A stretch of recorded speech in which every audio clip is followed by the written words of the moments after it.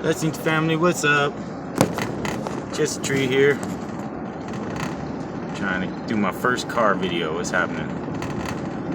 Just running around today. Been meaning to do a video for a while. I'm having trouble getting works done because my family got sick.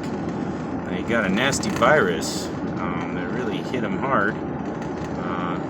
Been dealing with days and days on end of it. Just been thinking about how to help them heal, and I'm the only raw foodist sort of frugivore in the family. I also am like quasi-pranic, or a baby breatharian. I've been practicing breatharianism for a couple years now, when my body just naturally started from healing through raw foods and sun gazing, moving to less and less food. And just, amazed that this just happens again and again. I stay well and take care of my whole family while they're sick.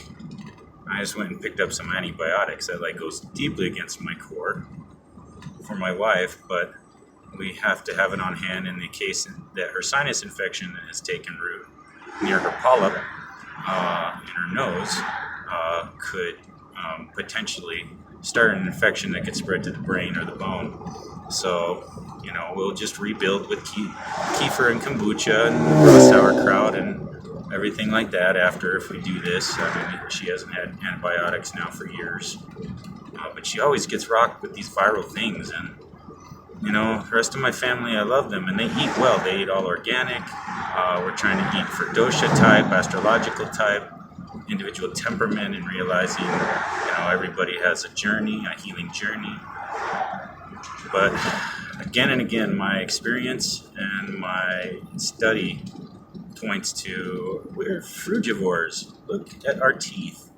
Look at the shape of our gut. It is like that of a frugivore, like, a chimpanzee or our primate relatives. Now, I think we're a whole different species. I don't think we came out of chimpanzees.